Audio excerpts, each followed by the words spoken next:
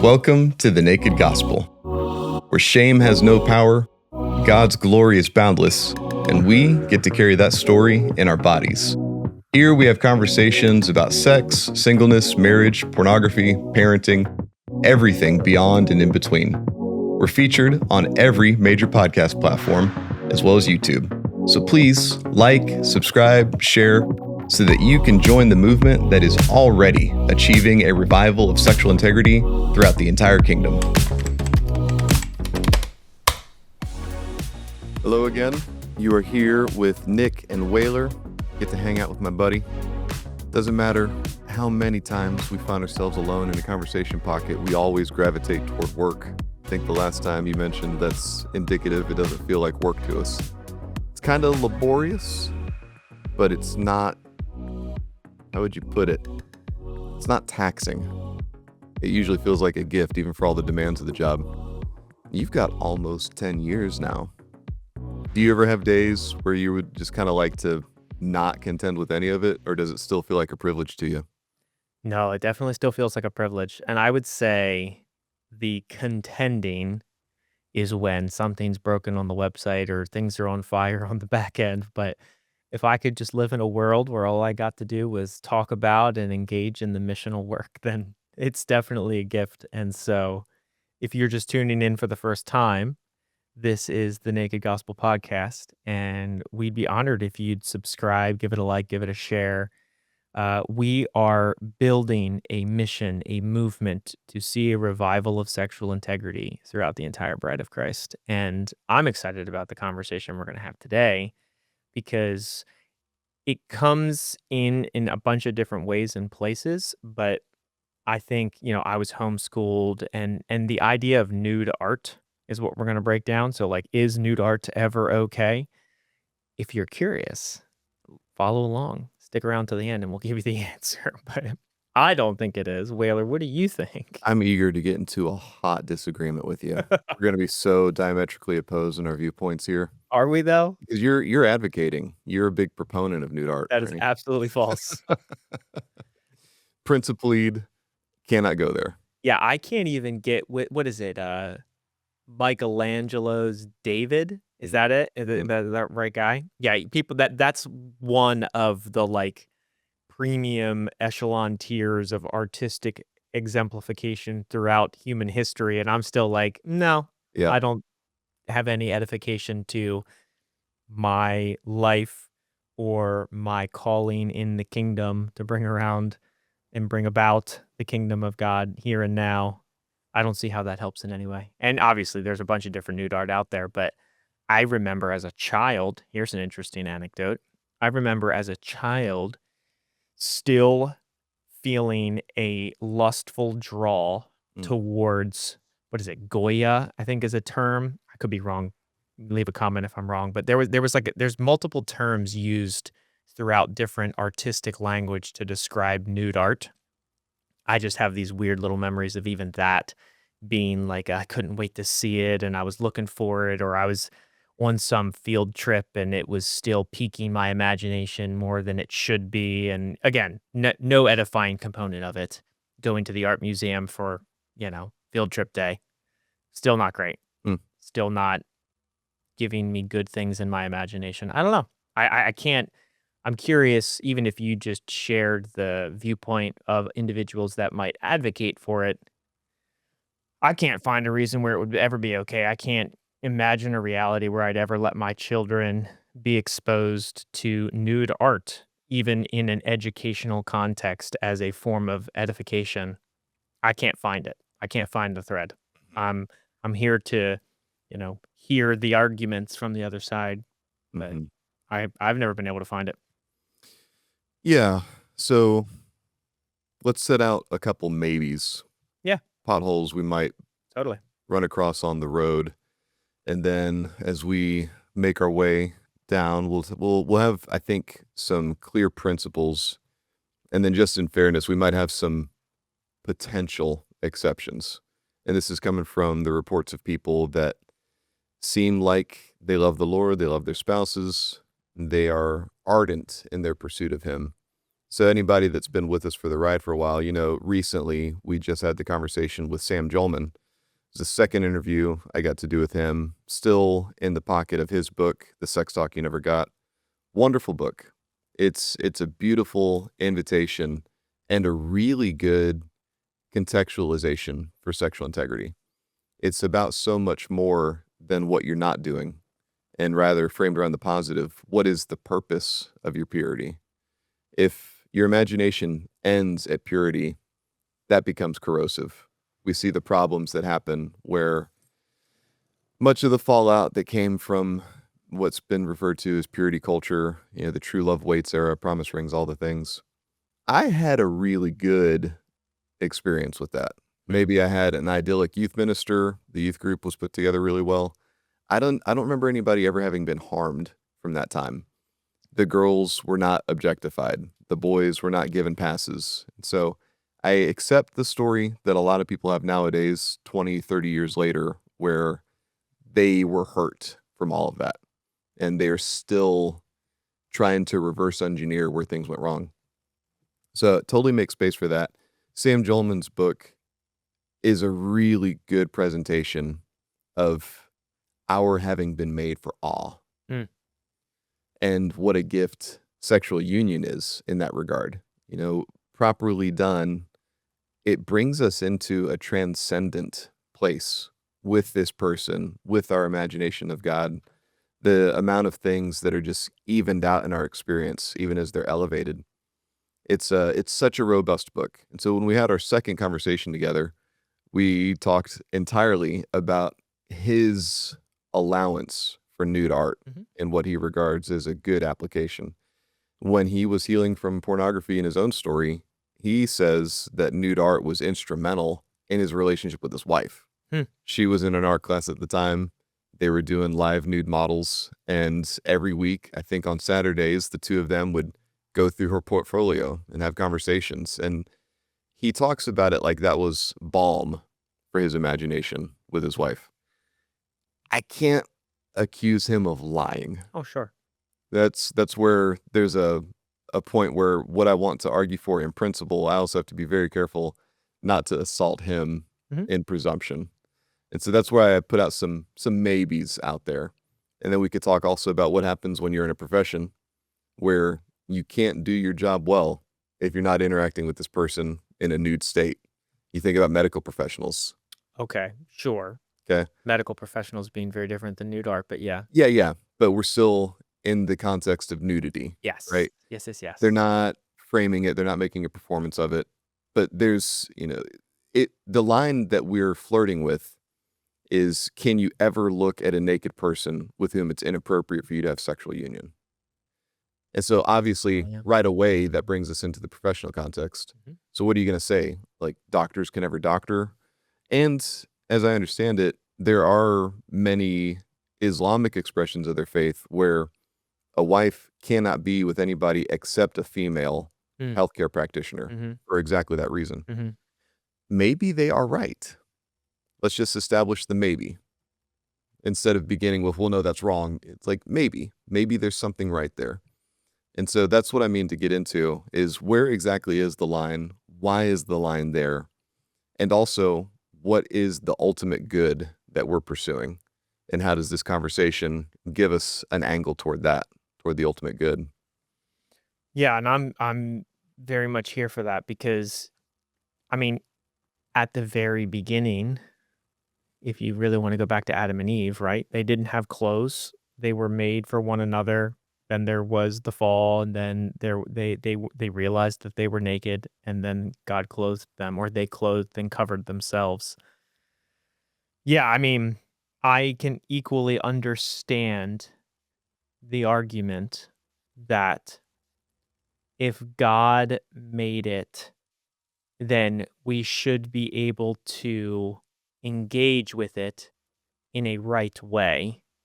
And if we're talking about that through the frame of nudity, then it's like, okay, sure, I'll even accept the premise. God made it, obviously. He made our bodies beautiful and good. And he's the best designer ever, so I'm here for the design.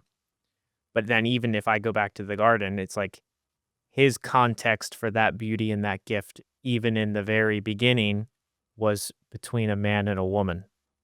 I can't find any scriptural justification or credence for, yes, God made it and now we should look at it, those that are not in the marital union. And so when I say look at it, I should maybe say enjoy it. That's better disclaimer maybe, because in your doctoral analogy, that's right. And not that it's about Nick's random past pornified imagination, but I mean, I even remember having trepidation around female doctors in a physical Mm, and not mm. feeling comfortable because what if I got an erection if the woman who was checking me out, whatever. All those things were just screaming through my mind as a teenager with hormones raging, right? Like all the things.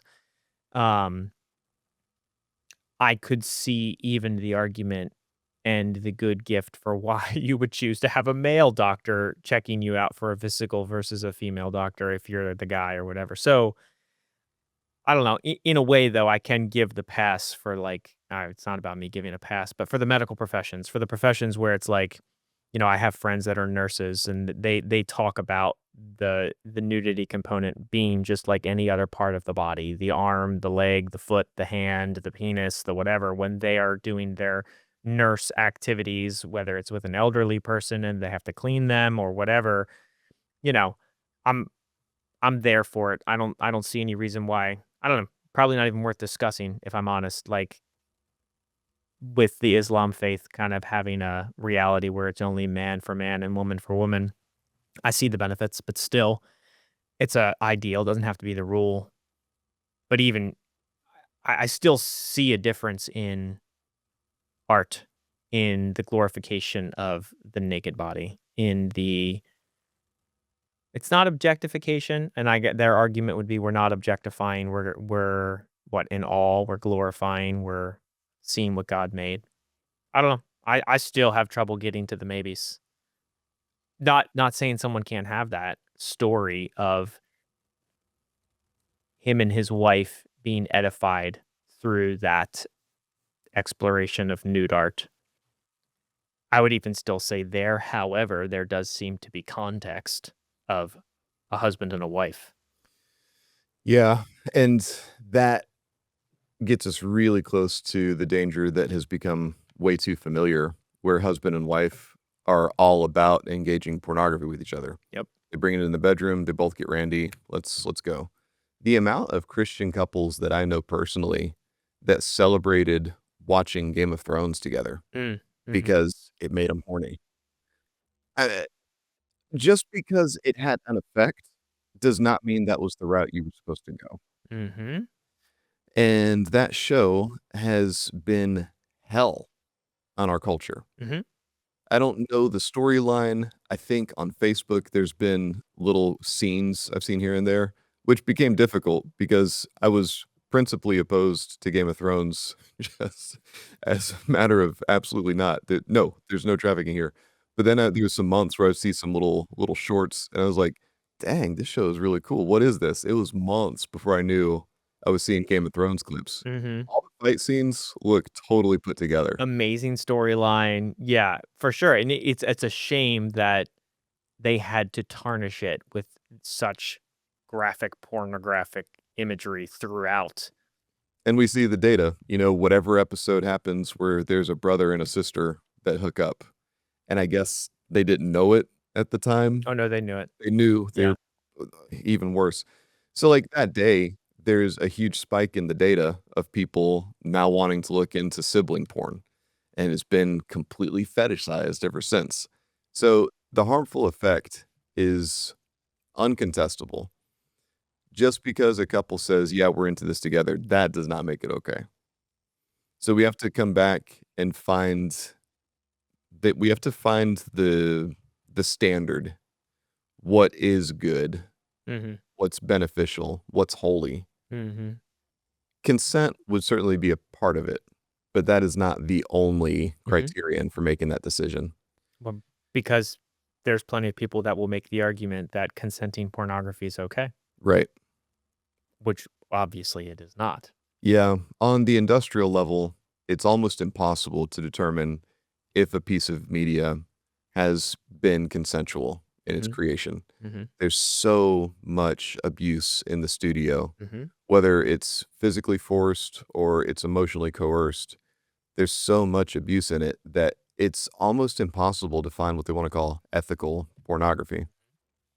So on the studio side, you do just have to push it out. Everything on that side of the industry is heinous in every way. There's no such thing as clean dollars involved in the production, distribution, or the ingestion of it. So then you come to the user side, and it's like a sweatshop argument. If you know that the creation of the thing was done in an evil context, why would you be celebrating it? Mhm. That's problem number one. Even if you can get to a scenario where nobody was harmed, other than the fact that you still have fake romance happening, and this is harm already. For sure. I mean, like that, you could spend an episode on that. The fake romance level is creating massively unhealthy expectations throughout marriages and yeah, no, it's yeah, fully consensual, but then still realizing that it's not real. You know It's what? Yeah. airbrushed, it's multiple takes. It's like, how many times with you and your wife have you been in the bedroom and you're like, "Let's run that back. That wasn't a good that wasn't a good take." Yeah. Yeah. I mean, it is the height of the tomfoolery of reality TV. Oh, interesting. Unpack that. We know when we're watching a so-called reality TV show that it is the furthest thing from reality. Mhm.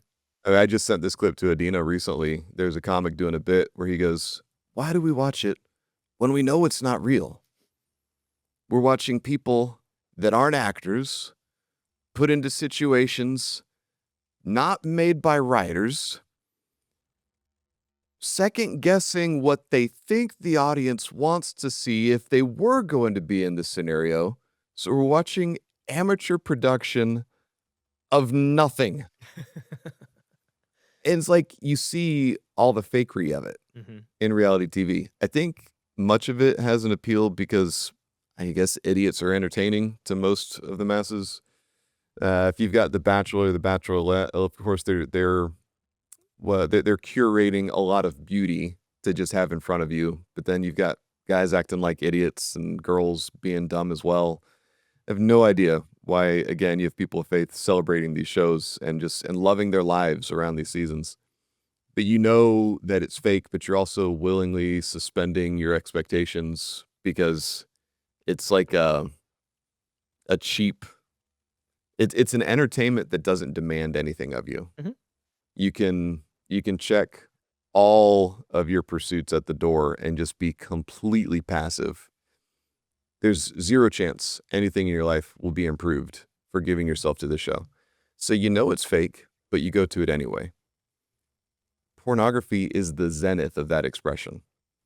You know it is fake, and all of the things that are apparently appealing about it are artificially amplified, and yet you're going to it anyway. I'm curious, do you think you could make that same argument around nude art? Where in a very real sense, and I'm sure someone in the comments might be able to correct me if I'm wrong, but I don't remember seeing a nude art scene where like stretch marks were shown or Mm. right like you had a baby and there's stretch marks on your stomach or whatever you're older like even still the same premise applies is this is a doctored up airbrushed, like the Michelangelo's David, right? Like he's got the best muscles and the six pack and like it's still not real. It's not real life.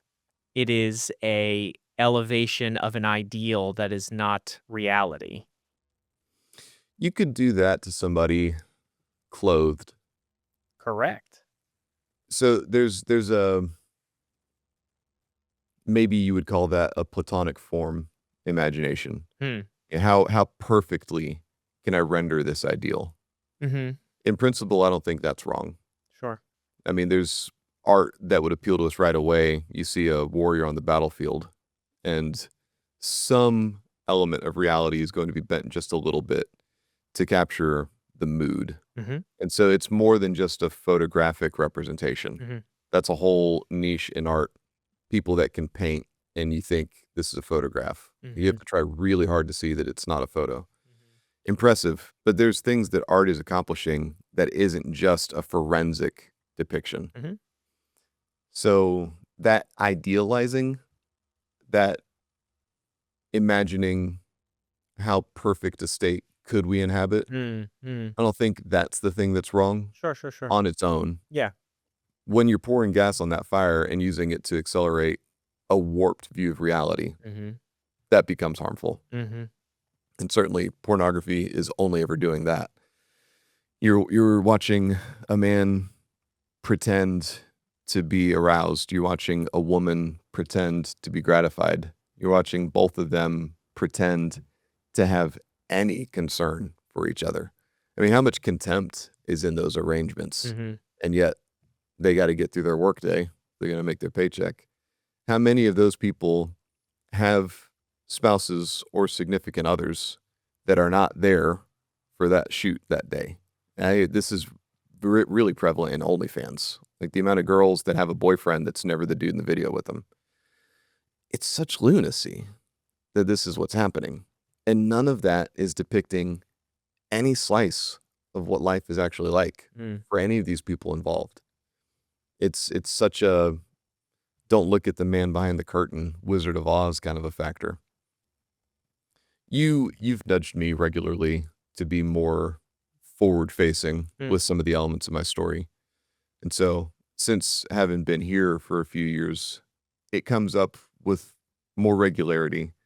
Anytime I'm going to say that bit about the backdrop of my story, never having had any of this kind of exposure for years, even before here, whenever it would come up on occasion, I always expected somebody to call BS on me.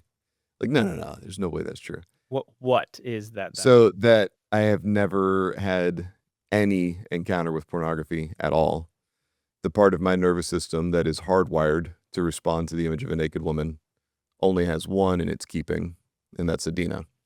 And so when I'm laying that out for a fella, years of my life, I've always expected a guy to call BS on that, demand a reckoning, accuse me of whatever. It never happened. Instead, every guy has always believed me about that. There was one time, only one, where a guy on the job contested that claim. And it wasn't hostile, but he was very suspicious. Older fella, and a guy that is very comfortable in his own skin, so he wasn't shy about taking me to task at all. And so when he responds to it, he's like, how is that even possible? Like, well, this is what happened when I was younger. This is the kind of family I grew up in. I read a book at the right time, so I knew how to cultivate habits that had me properly resistant if something did come across my eyes. And then he's just like, what about if you go to a museum?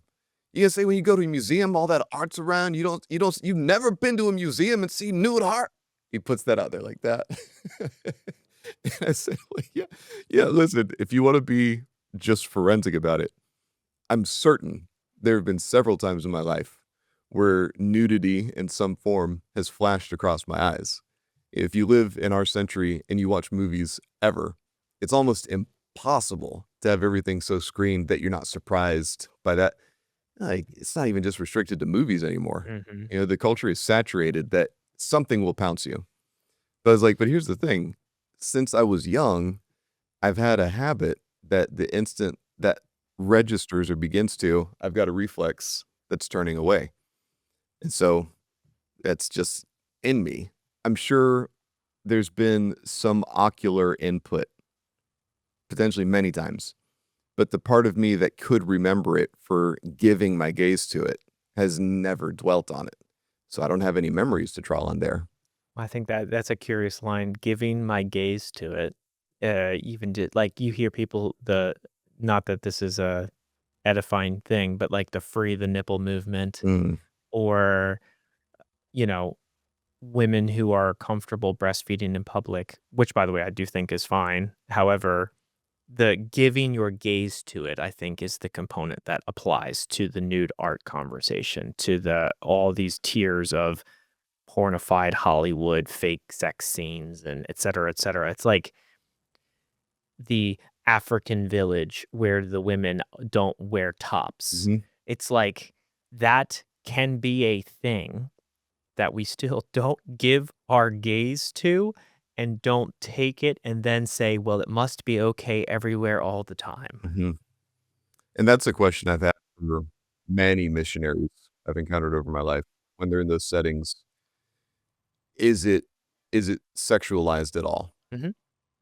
I've never gotten a helpful answer yet. Mm, Something in the anthropology, either they were so shy they never explored that for their own purposes, or they never got the answer because of language barrier, whatever. It is pretty prevalent that when missionaries are in that setting, the first thing they try to do is get clothes on all the women and the men. Like, if it's a place where the only thing the guys wear is a penis cord, they're mhm, trying to get clothes on everybody before there's been any gospel-y things happening. I don't know if that's necessary, mhm. and it does like, when you're thinking about the kind of climate you live in, Yeah. you know, is this something that God is wringing his hands about, that there's exposed breasts in a tropical climate? I don't know.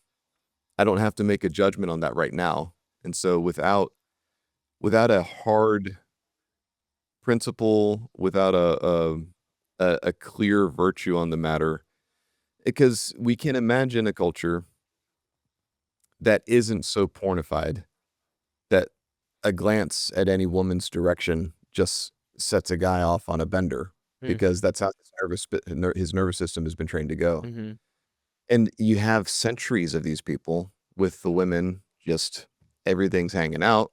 The guys, same thing. Is that a sexual is that an erotic experience for them? mhm. Or is that just size of life? And even where those stories are true, I I can't even connect the dots to like, okay, yes, it's there, but like to make the argument that then it's okay for it to be everywhere. Oh, yeah, yeah. Well, That's I know you're not even saying that, totally but a like, side yeah. because, like, I'll acknowledge if you grow up in a culture where it is just anatomy, because then it brings me to the question, like, if that's the case, is it still fun between Mm, spouses? mm, If it is just ubiquitous mhm, and there's no woman's breasts in your tribe that you haven't seen, because that's just how everybody lives. When it is husband and wife together, do they still have joy in each other's body parts? mm, Don't know. I may never be afforded the privilege of these conversations with somebody that could actually shed light on it. Even if those things are true over there, even if we imagine this idyllic culture where there's no harm, in our day, in our culture, we know that it only goes to harm right away. I was talking to a mom a couple months ago, and they live in Europe, and apparently the nude beach scene Mm. is, like, massive where they live, and they had 2 young girls, and she was in no way advocating that she would ever bring her girls there, but the discussion was like, "Hey, is it ever okay for my children to be exposed to a nude beach scenario?" And, I mean, I like that conversational thread in line with the nude art piece because you could say, yeah, we're just all out here getting some sun and whatever. But I still, in that scenario, couldn't find a reality where to say, oh, yeah, it's okay for your children to be exposed in this way on a nude beach, not themselves, but to other nudity. To your point, because well, 1, I know what happens on nude beaches, and then 2, why would you want to expose your young children to that? I can't find I guess the better way to put it is I can't find the edification. So maybe that's a better frame, at least the way I think about it right now, where it's like, what I'm gonna butcher it, forgive me, where, Paul's language around, like, everything is permissible, but not everything is good, and, like, in that way Sure, I guess you could come up with a reality and an argument where there's no harm being done. But like, is there good being done? Mhm. Is there edification being done? Let's not have a conversation around neutral. Sure. Yeah, and when we get that line from Paul, I don't think that when he says everything is permissible, I don't think Paul is saying that. Correct. I think he's quoting what they think is true, Mm, the people that he's writing to. So in Corinth, we can conjecture that one of their expressions was everything's permissible. And then he replies, not everything is beneficial. correct. Because we get another line, well, the food is for stomach and the stomach is for foods. And then he replies, and God will destroy both one and the other. Mm-hmm. And so the idea is like, if I'm hungry, I'm going to have to eat. And he goes, no, that's not what you learn from appetite. Mm-hmm. And that's not a justification that if you're Randy, you get to go gratify your sexual desires however they express themselves. Mm-hmm. And then he gives us a really good extrapolation of the resurrection power being applied to our sexuality. Mm. I love that we have that in our scriptures because I think in our church imaginations, a precious few people have ever wondered what the resurrection has to do with our being sexual creatures. Mm-hmm. I doubt there has been any synapse in that regard. And we've got the bulk of a chapter where that is the most sacred thing that Paul could say is the resurrection power of Jesus himself is inextricably linked to your sex life. That's a big story. And then talking about you being a temple of the Holy Spirit, Mm-hmm. you being bought with a price. You are not your own. And everything that you do with your sexuality is affecting you and your body in unique ways. Another cool thing we get from that passage, sexual immorality is the only sin that is inside and against your own body. Mm-hmm.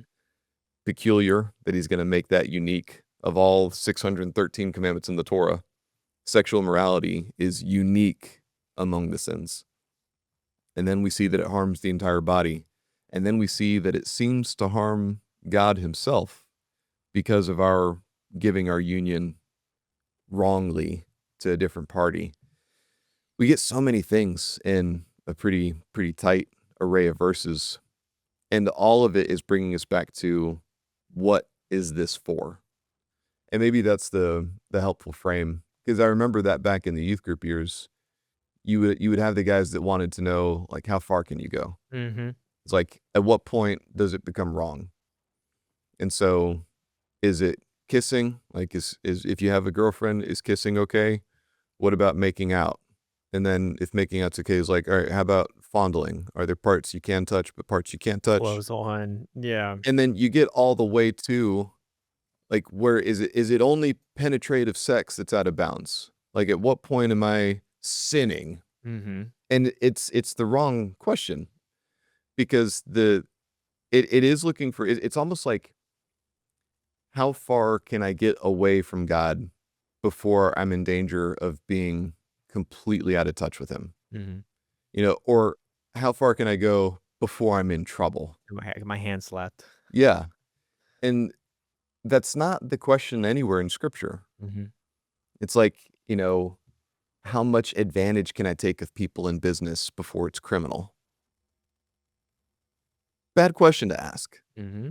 Yes, you will get to an answer, but that's not how you're supposed to live as a businessman. How much advantage? It's like, no. Like, how much can I profit at the expense of other people's loss before it's wrong? It's a bad way to think about your business dealings. How much sexual excitement can I pursue before it's wrong? Mm-hmm. Wrong imagination. We're supposed to be asking, how can I get closest to the heart of God? How do I go absolutely all in with this pursuit of him? What are the things that I need to shed? What is inhibiting me from being in his presence? If that question is not interesting to somebody, then you are revealing something really screaming loud about your heart of what you actually want. Mm-hmm. If you don't want God's presence, then what you want is your own selfish desires. And so if the question, how far can I go, is more attractive than what am I doing to pursue God's heart? Or let's bring it to the other person involved. How can I honor them? Mm-hmm. That's a very different question than how Mhm. far can I go? What can we get away with? Mhm. How do I exalt them as an image bearer? Mhm. When you fast forward a little bit, what's fun is I get to ask those questions all the time and bring my wife wild sexual pleasure in answering those questions. I do get to exalt her. I get to celebrate her image bearing. I get to honor her a lot. Big bonus that it involves many orgasms. That's a fun arrangement. But we have the masonry that has insulated all of the dangerous elements of the fire that comes with eroticism. And that's the thing that we see empirically. It's only a covenantal union where it's still dangerous, mind you. Like Mhm. sex is never anything less than dangerous, but it's a danger we have to pursue. And it's the danger that brings a lot of its excitement. But we have it contained in a place where this is the best possible environment for these expressions with each other. And we could do a whole other conversation on the lunacy we see in culture that tries to pretend like that's not true. Mhm. Hookup culture, pretending like there's any such thing as sex without consequences. And I think that becomes another helpful for instance. They wanna pretend like sex is without meaning. And it's just like, if it's consensual, that's like they always come to consent like that's the only thing that matters. And then they ignore all of the consequences that are apparent in every one of these interactions. So to pretend like there's any such thing as nude art without consequences, I think it's a similar set of assumptions. Mhm. Like, I can just choose or we can just choose together that this is okay because we're saying it's okay, and now nothing bad is gonna happen. I think I have a near ideal scenario in having no other nudity in my imagination than her. Mm. That I get to come from that vantage point keeps bringing me back to the position, why would I bring anything else there? Exactly. Like, what potential benefit would Adina or I gain from me becoming a purveyor of any other woman's nudity? What potential good can come from that?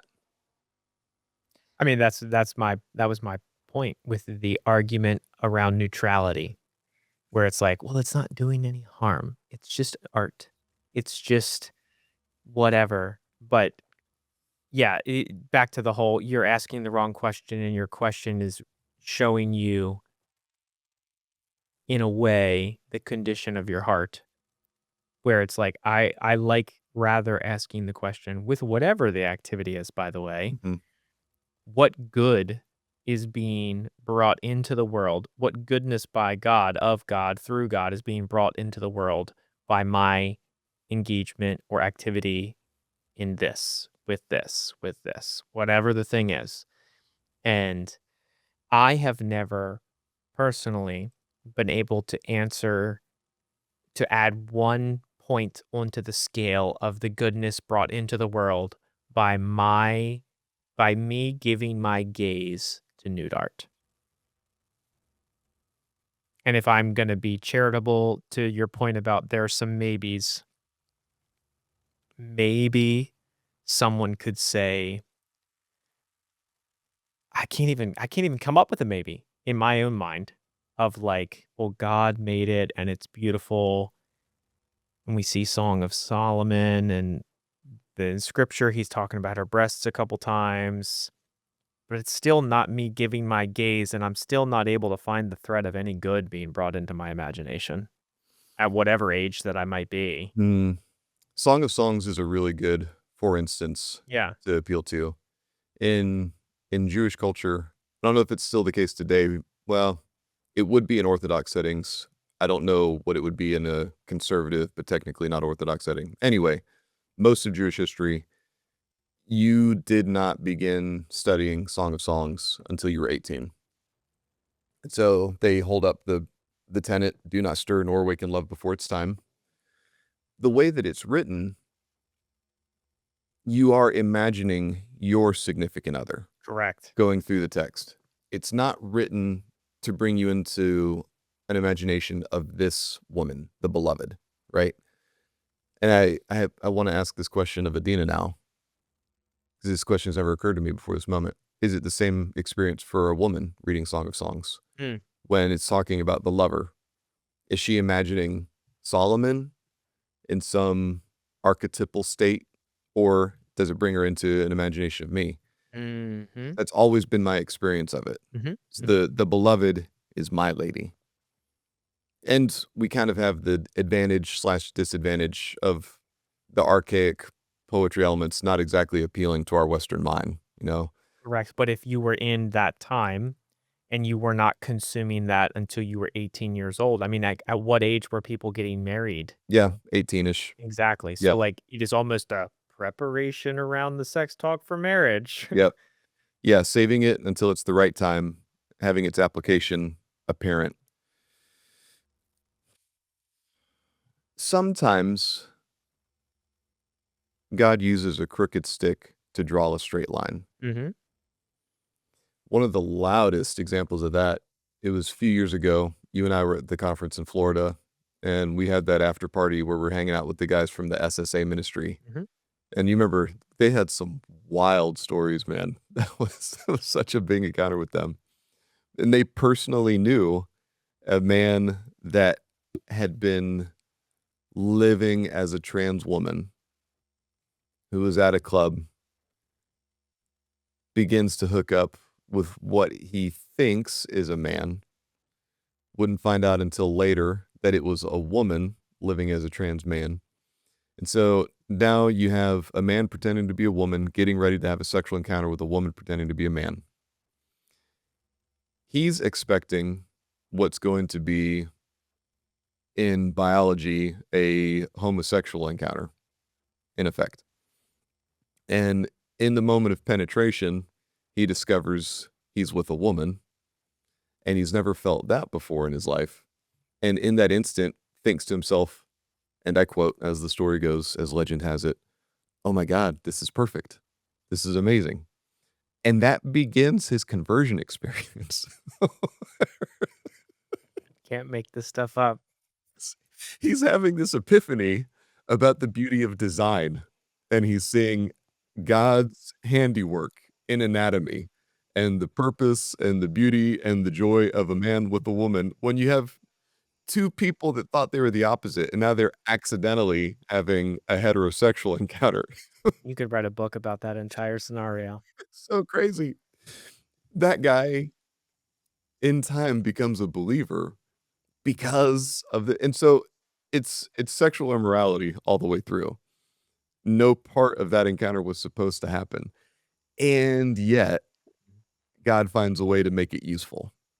So crooked stick, straight line. Mm-hmm. Good things come out of bad stuff all the time. Paul himself is a big for instance of that. You know, I saw a pastor recently talking about when we first see Paul. He's the guy holding the cloaks at Stephen's execution. And this pastor was classically likening Stephen to Charlie Kirk, Mm. likening the open air setting to where he's preaching the gospel to a college campus, and then Paul seeing this martyrdom, this unjust execution, that becoming his turning point, Mm. the beginning of his turning point, Mm-hmm. so that he goes on with his career of trying to round up the believers. But once he has his Damascus Road encounter, there's a reckoning, there's a different choice to make. He begins to perceive reality. So God stepped into misbehavior. God confronted Paul in his somewhat ignorant rebellion. He thought he was doing God's work, has to get confronted with, no, no, no, no, that's, you're actually harming me and all this. To have the man who wants to have a non-traditional sexual encounter discover proof of God's existence in that, and then that jettisons him to pursuing God. That's cool. Mm-hmm. Not a way you would want to prescribe something to happen for somebody, but God used it for good. Yeah, Crooked stick, straight line. yeah. And so I can see that I can believe and acknowledge that people have had so-called healing experiences with nude art. Mm-hmm. I have no doubt that God has used many a crooked stick to draw many a straight line. That's not the best arrangement. I think that's the refrain I keep coming back Mm-hmm. to, is just because it has been good in some settings or a measure of good, that's not the best possible good that we're supposed to be pursuing. Yeah, it's like using the exception to build the model rather than the rule. Like the acknowledgement that the exceptions exist and God steps into these brokenness and uses these crooked sticks to draw straight lines. Like in the Paul example, it's kind of perfect. It's like we're not, no one would ever advocate that we should raise up a bunch of pre sanctified Pauls. That's the right way to do it. Let's teach a bunch of people how to go Mm, uh, murder Christians and be against God because it was here. No, it's the exception, not the rule. So if the exceptions exist, and it's okay to say that they exist, but to build the world around the exceptions is where we get into playing with fire, literally,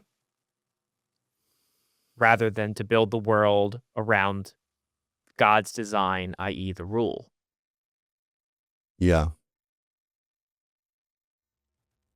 I'm starting to become enchanted with a husband and a wife practicing nude art on each other. Oh, I was there in my brain where I was like, yeah, why would you not? That that goes in marriage. Like again, not advocating for this outside of marriage, but you hear and see the what is it called? The boudoir photo shoot Oh, where a yeah. husband where a wife would give that gift to her husband. In marriage, that just sounds like a good time. Why not? Go for it. Again, like it and I don't know why my brain does this. I do think it is helpful in conversation because if I think through the lens of my son or my children, it's like, would I ever wish a reality upon my son for him to have in his imagination or in his gaze or in his mind the view of another naked woman other than his future wife? I can't ever find a yes to that question. Yeah, and I can advocate personally, that's a really good arrangement. Exactly. And so if I can't find the yes, why would I then do it, allow it, be okay with it for myself, for him? Even in the neutral argument, I don't choose anything on a neutral path for my child. Why would I choose it for myself? Why would I choose it for others? It doesn't hurt. Go for it. No, we're here to pursue truth, goodness, and beauty, and all of our actions therefore are as such. Yeah. Yeah, and how to give honor, how to bestow sanctity to the most precious expressions of a person's sexuality. I cannot at this juncture in my life see the world outside of seeing it through the eyes of my children because I'm so into being a dad right now and parenting. But this you just light bulbed me on this story of a moment at daycare where one of the daycare workers, my son, my 4-year-old was just telling me like she leaned down to help another child and her shirt opened up a little bit and he was telling me about this. Mind you, he has full context around the sex talk at his age with us right now around like, if we're at the doctor and what parts of the body we see, we don't see. And he's like, he said this happened. And I said, yeah, if that ever happens, you can look away or you can like, that was obviously not done on purpose and it was an accident. And in a way, we were able to just discuss it around like her breasts weren't exposed. I'm sure she had a bra on, but still there's no reality where he won't encounter those moments, but I'm still giving him the curation of a framework for how we can honor her in that moment. Well, we're honoring her because she obviously wasn't trying to do that in front of other children. It was an accident, whatever. So we're honoring her by either looking away or maybe letting her know or whatever the thing was. Again, there's no like prescription here. It was just the fact that whoever you are, eh, you will encounter these things, but to give yourself, of course, your children, this template for honor, I think is like a really good beginning point. And if we're doing that or if we're honoring our future wives if we're single, right? Like, I don't need to see another naked woman. This is me honoring. Yeah. It might be the case in the consummation of the ages, things are radically different. Mm. And, maybe in that day, it would be an honor to see each other completely revealed. Mm. Yeah, and by consummation of the ages, you mean an unfallen state or a Yeah. restored state. Yeah. Yeah. When God has made his dwelling place with man. Will there be clothes in heaven? Hmm. Hmm. That's a fun thought experiment. Willard, he's not alone. There have been others that have thought this, but he was the first one I heard teaching it. The whole "who told you that you were naked" Yep. in the garden. Willard infers that the reason Adam and Eve didn't know that they were naked is because previously they had been clothed in light. Oh, that's interesting. And so it's fascinating. We know there's a lot of wonderful markers in the human body where even more than we are electrical, we are imbued with light. Hmm. There's really weird things that happen inside the organs when energy is transferred. There's stuff where you just see releases of light happening inside the body. Fun to think about when you come to our being called children of light. But even now, we have something of a photovoltaic signature that we put out. And there's different measures of a person's physical and emotional health where they become brighter. And this is a thing, we have language for this, even if we can't see it visually, we perceive it when we, like when a woman has been proposed to, when her wedding day is approaching, when it's the day, like you just casually tell her, it's like, oh, you're glowing. Like we have language for talking about how bright somebody is. You say, man, that guy's a bright light. That guy, he's a big, like their presence feels illuminating. And so to think of Adam and Eve exuding light in such a way that they were concealed, but completely unashamed in it. Mm-hmm. When Adina and I were approaching marriage, I have no idea where this thought came from, but I thought that after I got married, I was just going to walk around the house naked all the time. I don't know what that was about, but I really thought, I was like, yeah, once we're married, I don't mess with clothes anymore. And then that idea did not last 5 minutes. Into the honeymoon or the week when we're back in our first apartment, I was not comfortable moving around the apartment naked. I wanted clothes on. No discomfort when we're together in the bedroom. No shame experience of any kind. As soon as the throes of passion are over and the rest of the day is underway, it was the only way I could be comfortable was to be clothed again. There's nothing I'm hiding from her at that point because she's seen it all. I needed to be clothed. I don't think we have a natural state in this era that doesn't involve clothing. And even in the consummation of the ages, it's likely our clothing will still tell much of our story. Hmm. I mean, if the master is scarred and clothed in his resurrected state, I mean, that's a big indicator right there.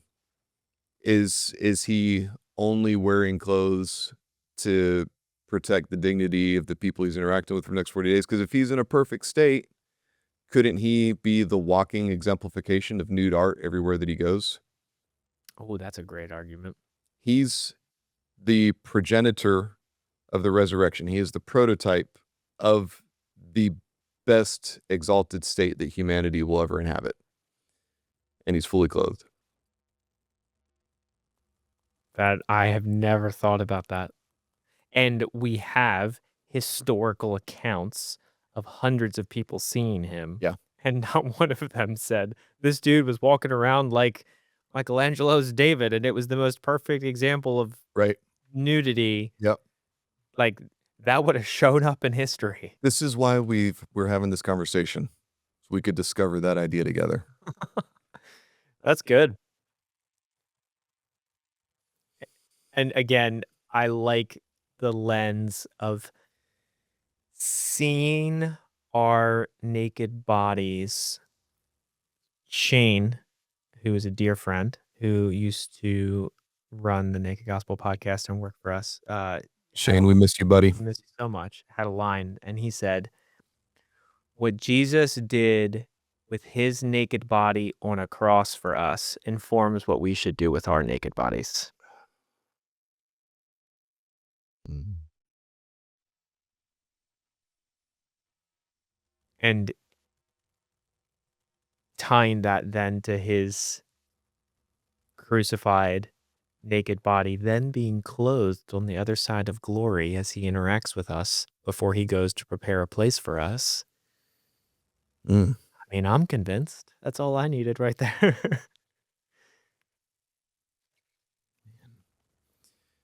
You were And bought with a price. you were bought with a price. And how, I mean, man, this thread, I want to pull on this one. This one gets me excited. It's like, we are called Mm. to be Christ in our marriages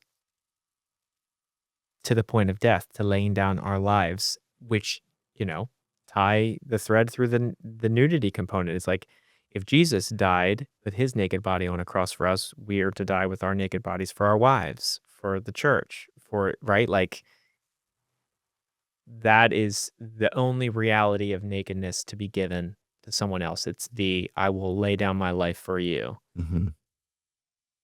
Mhm. Hmm. Maybe that frame could give some hope to somebody that has experienced sexual harm. 100%. There's nothing of it that we're gonna be like, "Yeah, that's awesome." You know, the entirety of the passion is only heartbreaking. Mhm. You know, it's not like watching your guy in the UFC be on the wrong side of the pummeling and then having a big rally. It's like, yeah, my dude can take a punch. It's like, yes, we learned that, but it's not fun. We learned that Yeshua is incredibly tough. In that day, you know, to be stripped down as he was throughout that time, it was categorical sexual abuse. Mhm. And I don't want to eisegete something into scripture that's not there. Mhm. We have enough clear harm that has been inscripturated. But I also have to at least make an allowance for harms that we know the Romans committed. Mhm. We have plenty historical record for horrendous abuses. And it's possible some of that, perhaps much of that, was a part of their torment of him Mm. in the hours that they had him during the passion. Even for what we do know, somebody listening that continues to be haunted by sexual harm that they experienced, they have a savior that knows that story too. Mhm. And he passed through death victoriously and came out the other side not unscathed, but glorified because of it. So the yeah, I mean, I'm just now starting to see we might have upset somebody for making what could be seen as only an intellectual exercise, talking about nude art. Meanwhile, in their life, they've experienced great harm. You know, there was somebody that groomed them, abused them, took advantage of them. It was in secret. Friend, family member, authority figure, all the stories with which we're familiar.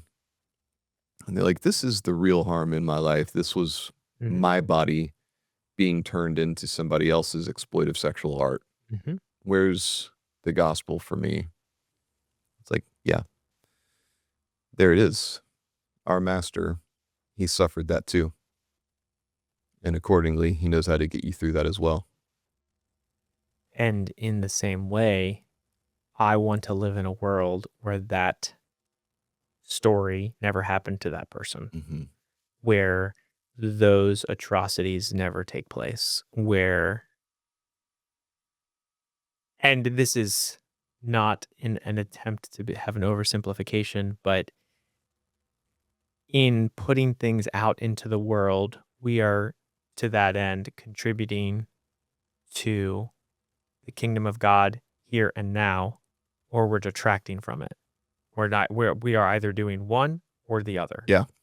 And in the nude art conversation, like I want to live in a world where we're not even flirting with that line for that reason, for whatever, you know, back to the whole, it could be neutral. Yes, but I can't find the good. And if that is one of the seeds that is planted, like if I could wave a magic wand and we lived in a world where nude art never existed, would that be a better world or a worse world? Would that prevent evil or promote evil? I can only see a reality where, again, this is make believe. I can only see a reality where, like, that might actually promote good and prevent evil. Evils we could never know, the inceptions of ideas in anyone, the innocent, the young, the whoever, like, right? Like, I mean, I don't know. I'm interesting what you think about that. Yeah, I'm there for it. Yeah, I keep coming back to what about scenarios Mm-hmm. in order to have competent, capable, practiced medical professionals Mm-hmm.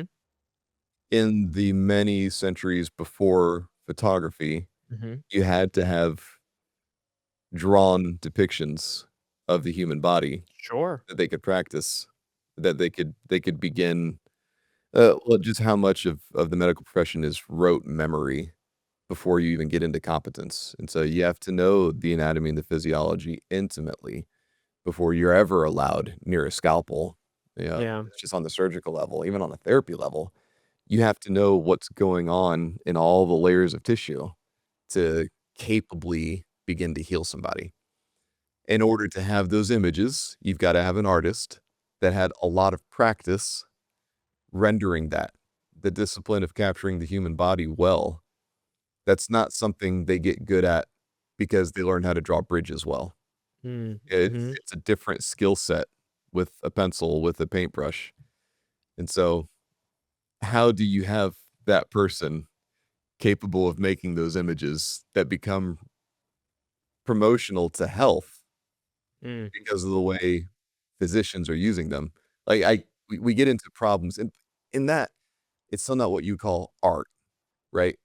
It's not media that has been made for, a voyeuristic consumption. Mm-hmm. Mm-hmm. It's purposeful in that there's a technical application of this imagery.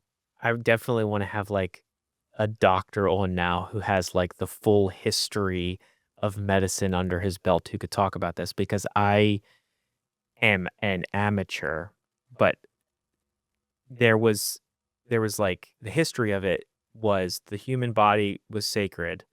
And so they had to like study corpses and then like again to And your that was point, criminal. and that was criminal. And then people chose to do it even though it was criminal for the promotion of good Mm, in the medicines in the not in the arts. The people of the arts were not digging up dead bodies to explore them. You know what I'm saying? mhm. And I as this history evolved, I mean, maybe there had to be some artists that entered the scene, but I'm not so certain in the medicines, in those fields. They were to your point, drawing what they saw, what they found, and then again, I don't know the history, but whenever all of a sudden it became okay to perform an autopsy, whenever it became okay to discover what is under the skin of the human body, to your point though, none of it was ever voyeuristic and still there was no like and like I've seen those drawings. My dad's a vet. It's still not the same thing, but he had all these ancient textbooks and so like I would randomly like the drawings of the inside of the human body. It's like none of this is like like it's gross unless you're into it and then that's where the Lord calls you, but still like we're really far away from nude art. Mhm. Yeah. Yeah, the intent. certainly makes a difference. And that's one of the disturbing arguments for nude art, where they try to differentiate it from pornography. And they never get me there. They never, I never find a compelling defense of why nude art is wildly different from pornography. As if you can remove the erotic elements from it. I don't see how that's tenable. And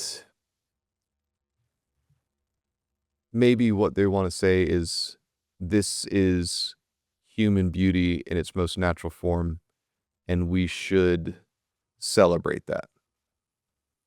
And that there's a state that one can inhabit that doesn't lend toward any kind of a masturbatory experience. And maybe that's the difference they want to put between so-called nude art and pornography.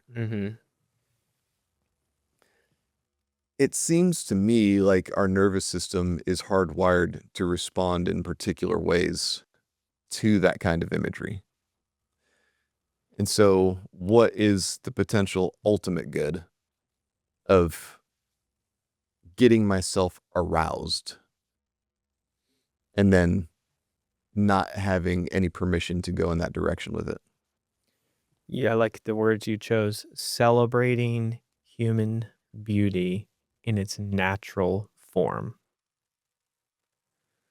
I'm curious, why would it be wrong to suggest or say that that is good to celebrate human beauty in its natural form, but it is only good in the context of the bedroom, of the unity between man and woman? Like, that doesn't seem like a hop, skip, and a jump. Why couldn't God have made it that way? To your point of, obviously, we live in a world where Adam and Eve are no longer glorified in light, but are clothed, right? So I think he did make it that way. And I still think it's a true statement that human beauty in its natural form can be celebrated. Yes and amen. Here's how, when, and why. Yeah, that's interesting. So you're suggesting that it is unnatural to practice that kind of experience with somebody who is not your spouse. I can't find where it would become natural. That it's actually contrary to nature. Mhm. In the we go to the created order. Correct. It's like, yes, this was a really big deal. We only see it exemplified in one particular arrangement. Throughout all of human history, as from the beginning. That man, thesis statement, nude art is contrary to human nature. That's what you're saying. That's exactly right. And the premise being that we get all truth about natural forms from God. All like, that's the ultimate source. So if that is the ultimate source, I can't see where it being its beautiful natural state is to be celebrated outside of how it seems he designed it to be celebrated. Like, he literally designed it to be celebrated in only one way, at only one time. And even throughout scripture, anytime I'm trying to think of other scriptural examples, I know that there's deeper meanings here, and you're better at this than I, but when Noah was discovered naked by his sons, and I'm trying to think through all these other scriptures where, like, I don't see any reality where God is saying, yes, this can be celebrated in any other way other than in the bedroom between a husband and a wife. That's really good, Nick. Yeah. Yeah, there's maybe a handful of occasions in the Old Testament where we come across the phrase to uncover his nakedness, or to uncover your father's nakedness. In maybe every case, there might be an exception, but that expression is a euphemism for horrible activities. The most Well, maybe I should say the least scary of them, to if a son sleeps with his father's wife, which is not to say his mother, but either in a day where there was polygamy or mom passed away, this is second bride. If a son sleeps with his stepmother, that is an instance where it says you've uncovered your father's nakedness. Hmm. And so the adulterous affair, that euphemistic language is the worst thing you could have done. Mm-hmm. But it's curious that those are the words used to express it. The worst thing you could do is to uncover your father's nakedness. Hmm. Yeah. There's no good scenario where children are going to celebrate anything like nude art with their father. It's only bad Mhm. to uncover their father's nakedness. This is a shameful state. Outside of his union with this woman, biological mother or stepmother, nobody else gets to step into that space. It it seems like I love this thread. There are only two ways in scripture to celebrate nakedness. One is in the union of man and woman, and the other one is death on a cross for the salvation of the world.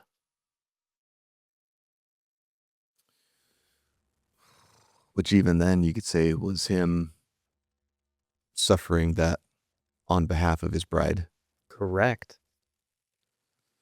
In a union analogy, or not even analogy, literal reality.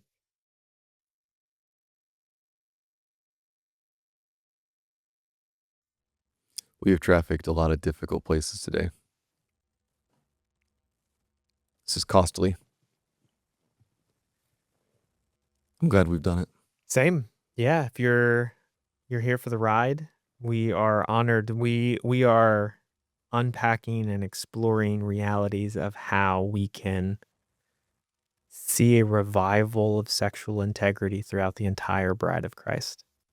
The point of this conversation is to bring about that reality. The point of these conversations is to bring about this level of truth, goodness, and beauty in the world. And so, yes, it might seem like a smaller matter that we're discussing nude art, but I can't see how it does not all weave into the entire tapestry of how we are called to live and move through the world.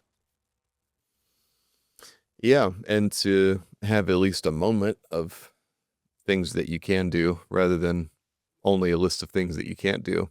Mhm. One of the very best habits to cultivate is, and I love the way that Sam Jolman plays this out in his book, but we were created for awe. And so become a purveyor of beauty. Find those things that resonate with you and bring you into transcendental experiences or a transcendent state where there is zero conscientious objection to what you're beholding. And it only promotes an imagination toward good, truth, desperate awe of God. So if that's something that you find in landscape settings, if it's something that you find in creatures, all kinds of art that has no potential blowback in its effect. I think we find a lot of beauty in relationships, right? And the beauty that's not just visual. I mean, man, my life would not be sufferable if it were not for music. There's so many ways in which music sustains my life. That's beauty at work. What are places where you find beauty? Oh, I would say right now in this season of my life, I find tremendous beauty in interacting with the world as a father through my children's imagination and through their eyes. So, like last night, the beauty of going in the backyard and hitting the baseball bat and throwing the pitches and giving him big ups every time he hit a good one and he was able to make a catch. And like, it's not the classic Western father getting his kid ready for baseball tryouts. It's the beauty of the moment I'm spending with my son and my children, and in every aspect. I find the most beauty there right now. But I was thinking throughout, again, not pivoting out of it, but the entire conversation in the back of my mind, there was this like nagging question: is like, is there ever a reality where proven ministries home office would have nude art on the walls, and that would be a good thing. And I'm not making a blanket statement for the ministry here, but I can say after this conversation, I would be content for myself making the bold proclamation that nude art is okay in only one instance and setting, and it is if it is a naked man on a cross who died for my sins. Beyond that, I can't find a reality wherever nude art is ever okay. And I think I would. Hmm. Not that I'm going to go do it tomorrow, nor do I think we can or should, but there's something interesting there of like a a, a fully graphical representation of Jesus dying for my sins. As we know, most of the time he is clothed in a loincloth. I think, historically understand that's probably not how it happened. If you really want to go fight for nude art, there's the nude art you can go fight for. That's interesting. And it's telling that I think everybody's instincts are still to cover him somewhat, right? Correct. Yeah, that's, ooh, as they would say in the Talmud, that is a difficulty. Mm-hmm. I feel like we've covered some decent ground. Yeah. Thanks for tuning in. Like and subscribe. Join with us. If you'd like to support the podcast and the ministry, you can join the Disruptor team. Join with us as we disrupt cultural brokenness, disrupt these harmful norms. That is what we are about. And we are honored to hear from our listeners, our subscribers. So like we are not just two guys in an office in Lynchburg, Virginia. We are building a movement. We're honored that you're here with us. Continue to tune in and continue to join with us. We'll see you guys soon. Boom.